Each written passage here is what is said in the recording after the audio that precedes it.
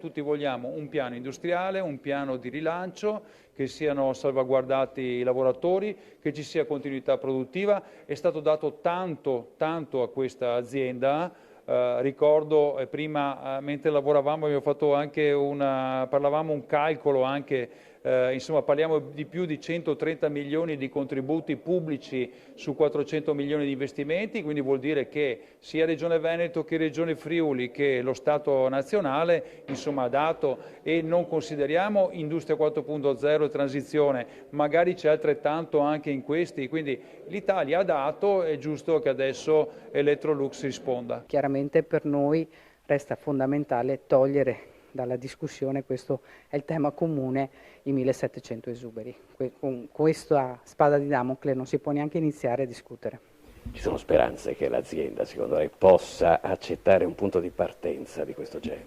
Noi assolutamente lo chiediamo, anche con la pressione delle regioni, lo chiederemo al governo, lo chiederemo al ministro Urso, perché è inaccettabile partire da questo tipo di posizione che di fatto taglia in maniera lineare il personale.